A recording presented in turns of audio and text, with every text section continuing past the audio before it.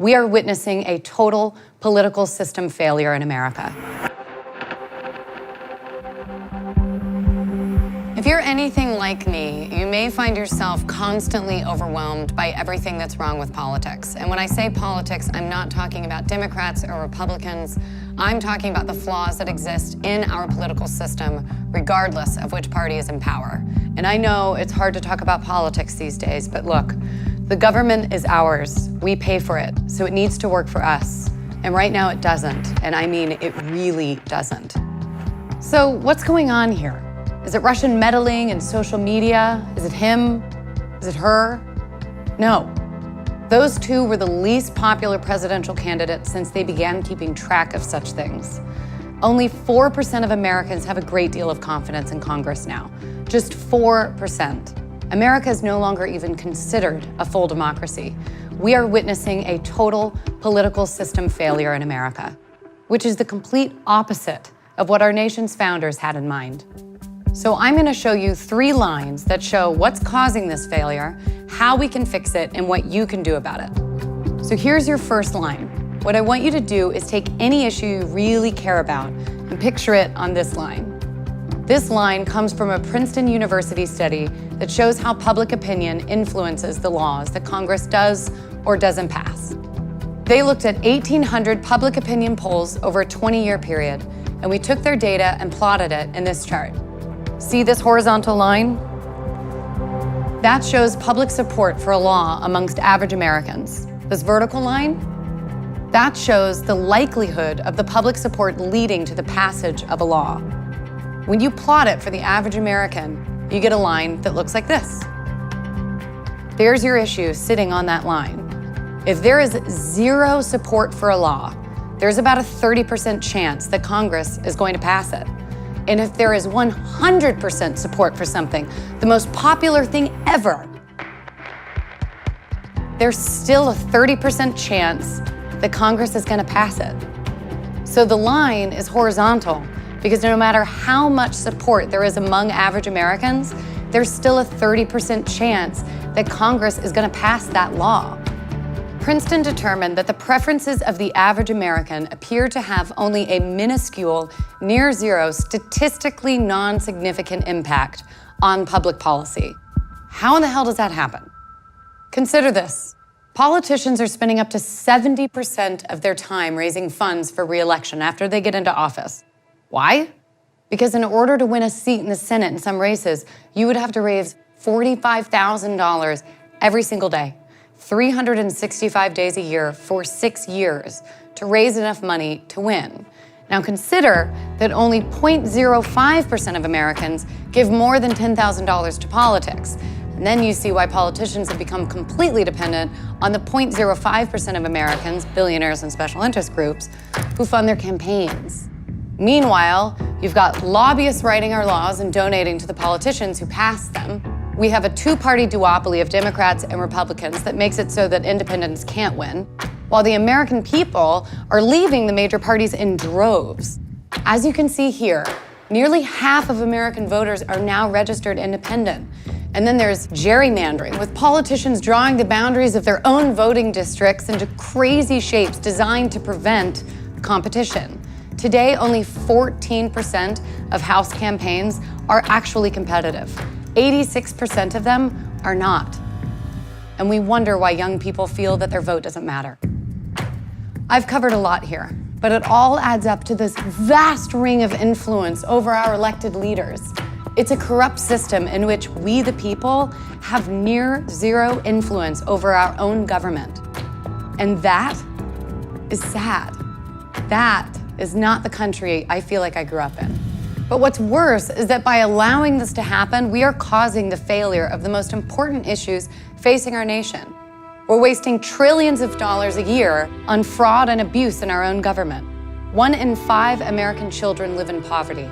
Our healthcare is the most expensive in the world. We have more people in prison per capita than Russia and China. We're losing jobs to the rest of the world, and we're not even doing enough to keep our air and our water clean for our children. America was founded on the promise of self-governance, but instead we have statistically non-significant impact on public policy. So the question is, how do we unrig this system? I'm obsessed with this idea, not just of unrigging it, but actually fixing it. That's when I met Josh. This is it. This is the issue behind the issues. If we fix the system, we'll have so much more power to fix everything else. So I spoke to some of the most brilliant people in the country. Constitutional scholar Lawrence Lessig, Zephyr Teachout, and dozens of other constitutional scholars and experts and strategists. They all said the same thing. You could pass a law that would stop political bribery and fix our broken elections. And if you could do that, you could wrest power away from the corrupt establishment and put it back in the hands of the people. Here's how you fix our broken elections. End gerrymandering with independent redistricting commissions. Create ranked choice voting so third parties and independents can run and win. Implement automatic voter registration and vote from home. And here's how we can crack down on political bribery.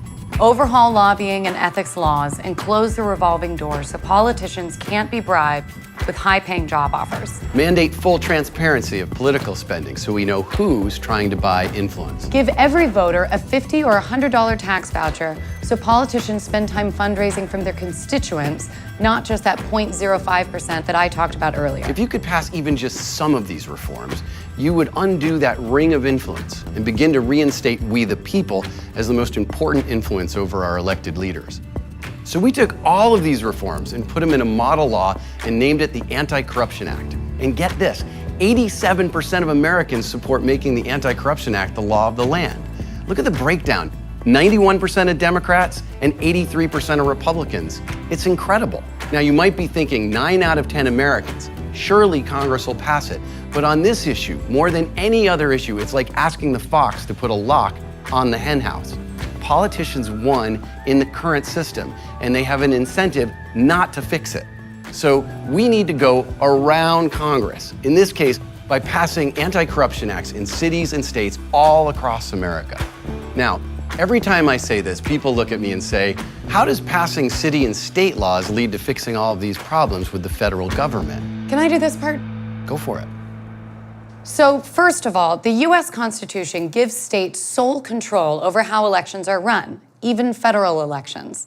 So when we fix gerrymandering or election laws, that fixes the federal election in each state. That means that by going state by state, we have an immediate impact on how we elect Congress and how we hold them accountable. But there's more, and that brings us to our second line. This line is from a Bloomberg News study. It finds that throughout American history, passing state laws leads to federal victory. Let me show you what I mean. This chart shows the number of states over time that pass laws giving women the right to vote. When it hits the right side of the chart, that's the federal victory. Okay, now I want you to watch the blue line. We're gonna do this again with interracial marriage. There were a few states in the Northeast that made it legal decades ago, and centuries go by, and we hit this blue line where all of a sudden there's a rush of activity, which leads pretty quickly to federal passage. So here we are again with same-sex marriage. One state, Massachusetts, for many years. A couple decades later, we hit that blue line, a jump in state activity and federal passage. This isn't about these issues. This is about a winning political strategy. The crucial finding in the Bloomberg study is that a key event, often a court decision or a grassroots campaign reaching maturity, triggers a rush of state activity that ultimately leads to a change in federal law. So fixing this problem is possible, but how do we create our trigger moment for this issue? Well, the grassroots campaign from the study, that's Represent Us. We're bringing conservatives and progressives together to pass anti-corruption laws all across America, using 3 strategic innovations: right-left coalitions, calling out corruption, and building a movement, a big movement. And I'm gonna break them down for you. Can I do this part? No. First, right-left. This is how people self-identify in America. This isn't party identification. This is how you feel politically. And as you can see, it's 25% liberal, 36% conservative, and 34% moderate. But for the past 40 years on the reforms I've outlined, it's liberals speaking to liberals using liberal language with liberal messengers, liberal. I just had to say that one more time. And you're just not gonna change the political power structure of America with 25% of the people. Fixing corruption requires that we enlist all Americans, liberal, conservatives, and moderates who, as we've shown, overwhelmingly support reform. Number 2, corruption. When we talk about money in politics, gerrymandering, democracy, campaign finance reform, most people just tune out. But people are fired up about corruption. And number 3, we must build a movement, a big movement comprised of all kinds of people from all across America fighting to pass anti-corruption laws, and then make sure they are implemented and protected. So again, liberals and conservatives working together, corruption, and build a movement. This is the foundation of Represent Us. We believe the government should work for every American, not just a handful of billionaires and special interests. But it's not just an idea. In a few years, we've already racked up 85 wins all across the country.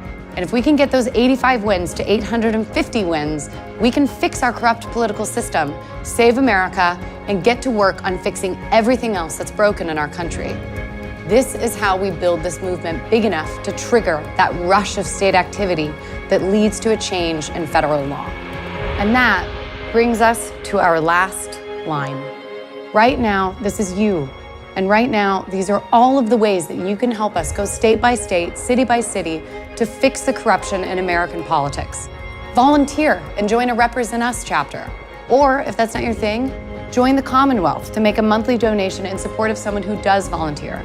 100% of your money goes straight to passing these laws, not to overhead or our expenses. Every voice matters. Your voice matters. If you do nothing, nothing changes. But if we all do a little, we can win together. So the only question left is this: will you cross that line? Join us at represent.us.